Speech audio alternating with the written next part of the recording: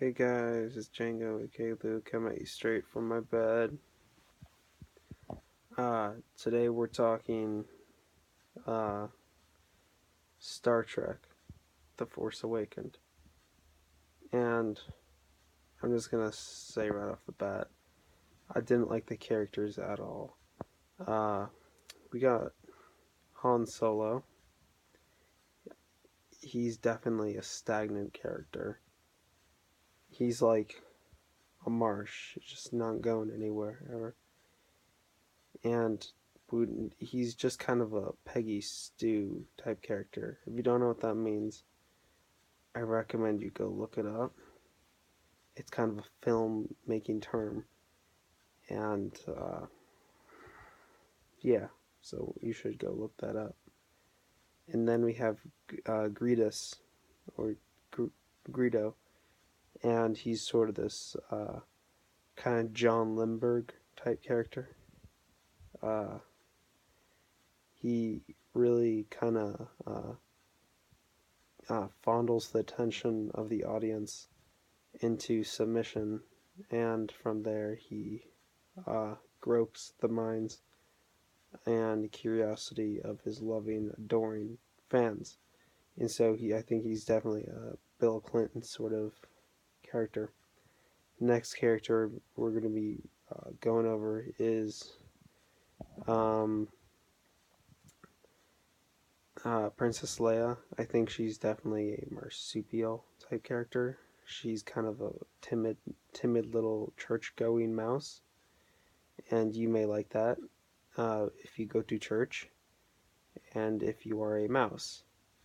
But in a movie about wars and or conquest in space, it is not the right kind of experience you want or need.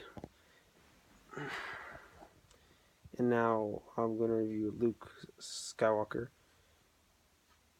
Um, he is my favorite character because I think he is the coolest out of all of them. He wields a lightsaber, and he's definitely a, how do I phrase it? A Chris Kyle sort of character. He's sharp-witted like a sniper. He's always shooting mad barbs at the Terrys in space until they crumble to their knees into submission. And from there, he, being this sort of godly being, dictates if they live or die. And so for that, he's definitely a Jesus type character. And they even live in parallel times, because in Star Wars it says time very very far away galaxy in a time very far away, while in the Bible it says in the beginning. So yeah, put those boots on and say Eureka. Yeah. And so throughout the movie you just kind of see this buckle and clinch sort of mentality. If you're not sure what that means, I recommend you Google it, because it's a filmmaking term and it's highly used and praised in the educational realm.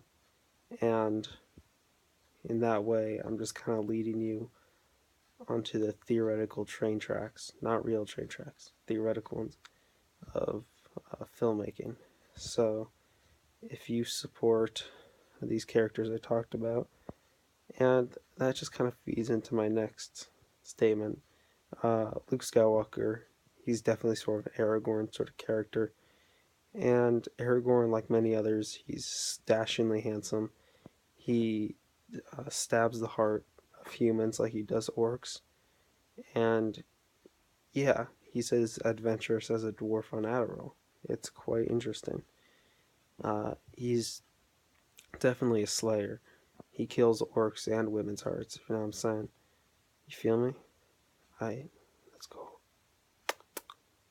Okay, and I think Aragorn in turn is very much like a Gandalf sort of character, where he's kind of the pappy of the whole administration, and yeah, he kind of wields this magical aura about him that he kind of spreads around lovingly.